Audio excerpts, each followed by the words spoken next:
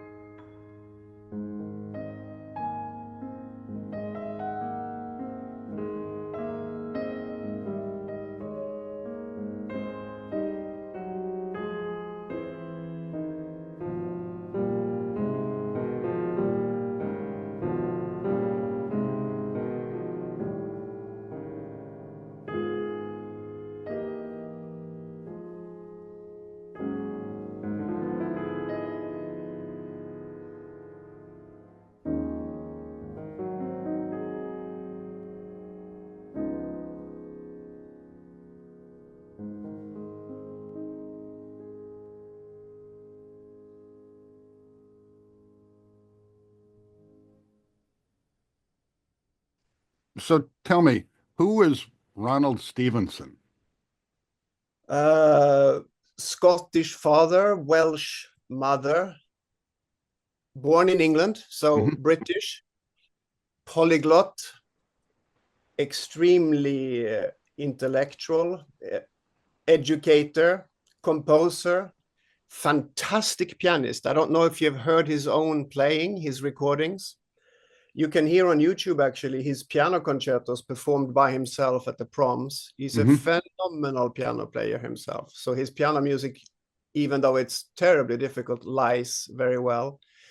I find him to be just a fantastically original musical mind. It's such a pleasure to play his pieces. Fantastically underplayed and under-recorded in my mind. Although, listening to these transcriptions, they're not necessarily easy. Obviously, if he played them. They're very, very far from easy, yes. You can compare them a little bit to Godowski, like the Chopin waltzes or some of the Chopin etudes. It's that kind of level of trickiness, actually, because it's so polyphonic all the time. It's not just it's difficult in the right hand or it's sometimes difficult in the left. It's difficult in both all the time. So this is a special present. When did you first discover his music? I first was in his vicinity. I kind of knew who he was as a student. I was with a friend at the concert in London when John Ogden played Sorabji's Opus Clavicembalisticum.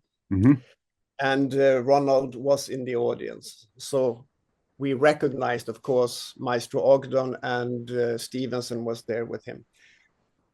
As a young pianist studying at the Royal College of Music and you want to be a virtuoso, you kind of spend a lot of your energy on what you would call the standard repertoire. Of course, that's also what your professors tell you to do, and that's what you need to do. And as pianists, we can spend our lives with it, of course. You could spend your life with Beethoven and never get to the bottom, and the same with Chopin, etc., etc., etc. So, unfortunately, nobody told me about his music until I heard it. I was actually on the jury of the Leeds competition in the early 2000s. And one of the competitors played the Peter Grimes Fantasy. And I asked, which was fantastic. I was absolutely gobsmacked and taken aback by this work. I hadn't heard it before, and it was incredibly impressive. And I asked the competition if they could make a photocopy and get me the score. So that's how I first heard his music. Unfortunately, it took me another 20 years before I had the time and my career allowed me to dive deeper into Stevenson's own music and start learning it and playing it myself. And then for a few years ago, I discovered Stevenson's own recording of the DSCH. You know, the suite that lasts well over an hour. Mm-hmm. And we listened to it for several days in a row to Stevenson himself playing. And then we decided that it's time to pay a little bit more attention to Ronald. Is all of his music published? Most of his music is not published, which is a shocking fact. Wow. So a lot of the works on this disc, we were lucky enough, my partner in life, Anastasia, who you just spoke to, she's a musicologist amongst many other things. And she met and interviewed Ronald several years ago.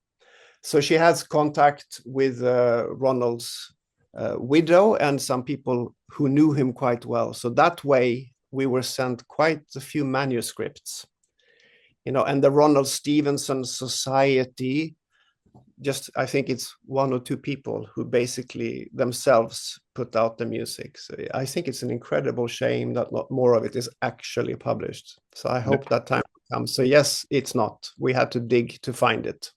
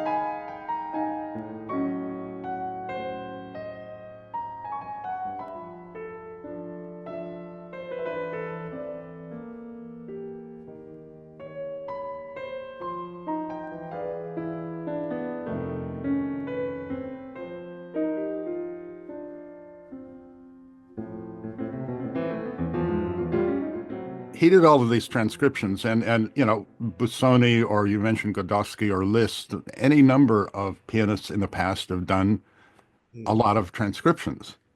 It seems to have fallen out of interest or favor. Is that true, or? No, I think you're absolutely right.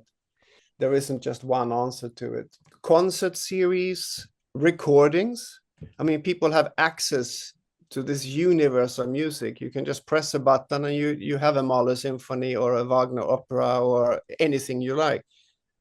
Back in the day, if you wanted to hear a Beethoven symphony, I think even in Vienna they were played during Beethoven's time very, very few times. Right. So you couldn't go and hear them. Or an opera by Mozart. How often could you go and hear that? And unless you could read a score, if they were even published, then the only way was to play it, you know, for yourself on the piano.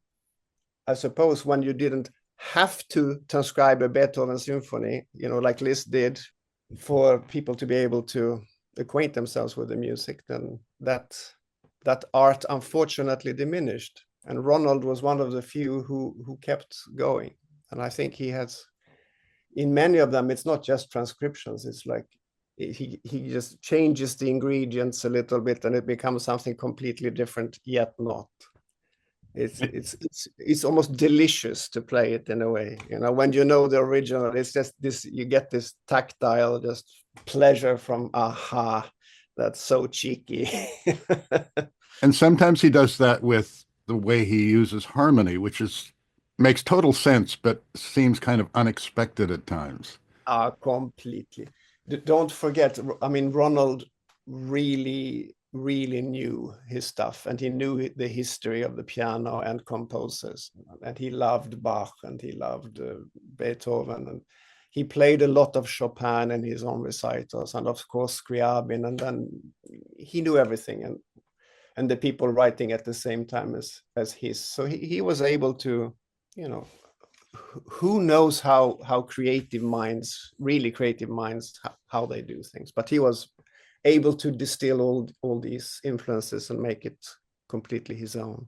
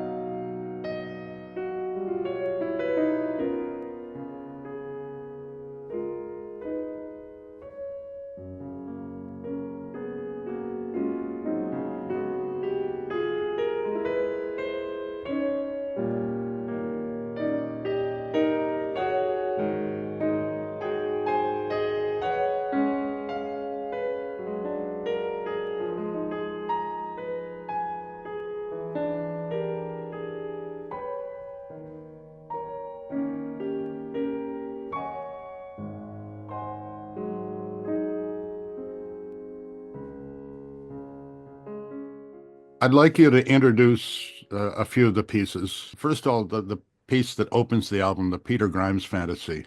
Tell me about that. It's amazing. Yeah, isn't it just?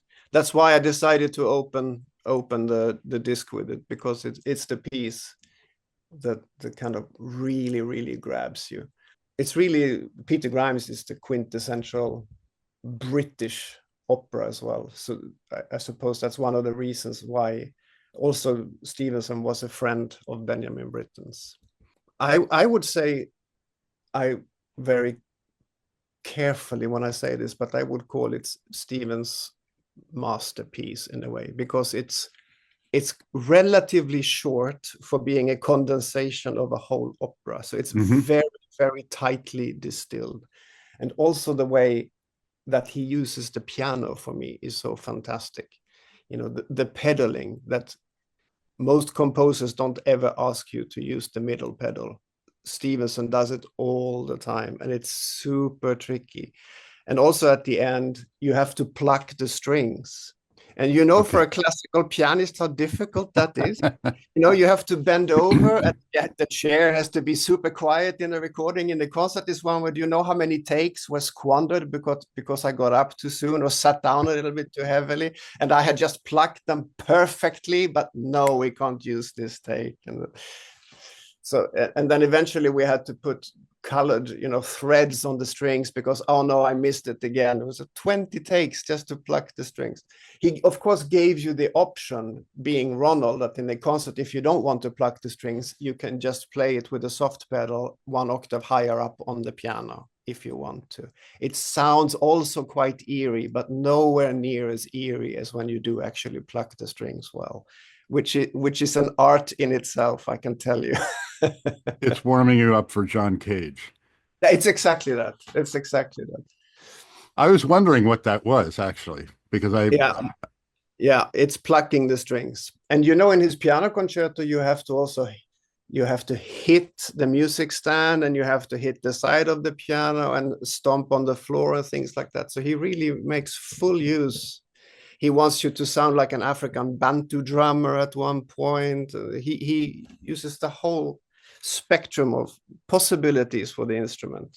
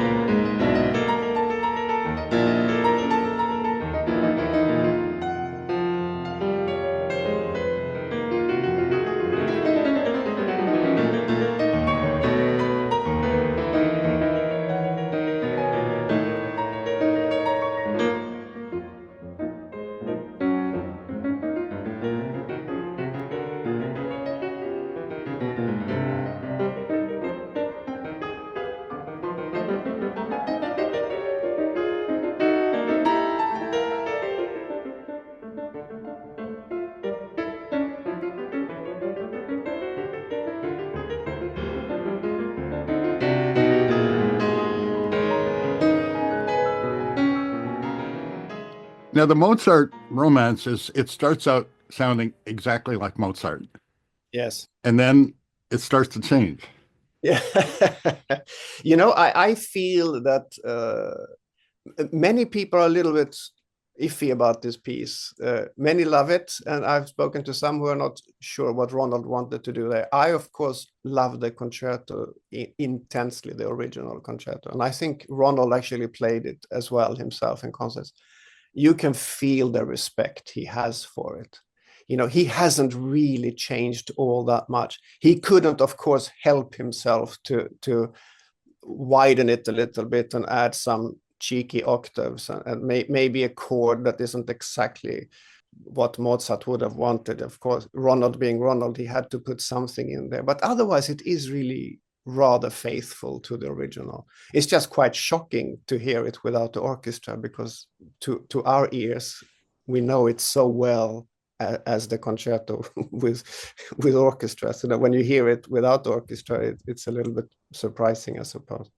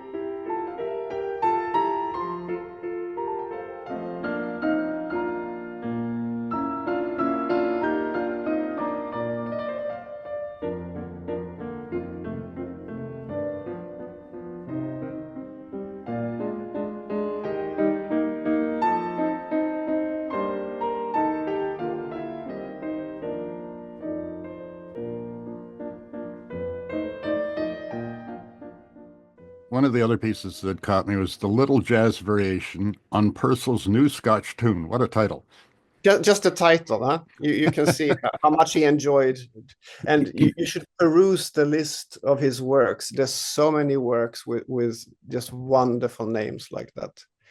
Yes, Little Jazz Variations. Well, I don't know if you know this, but my background was actually as a jazz drummer.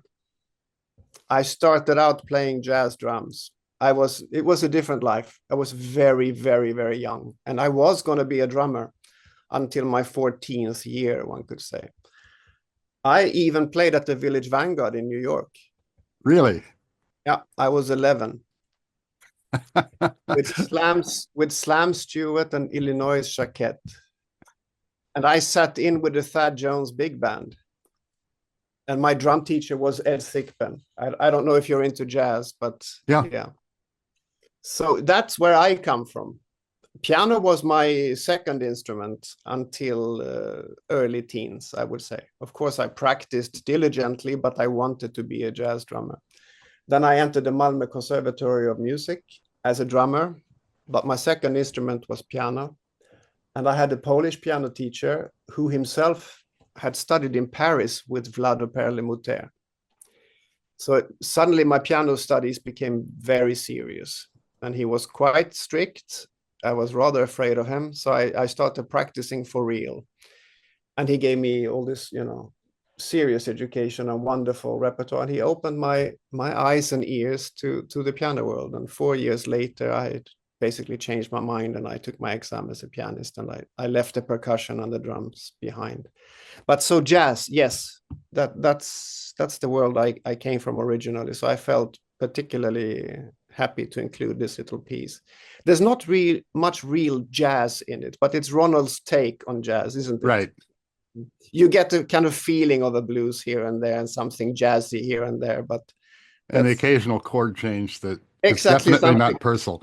Exactly. but just the thought of turning Purcell into something jazzy,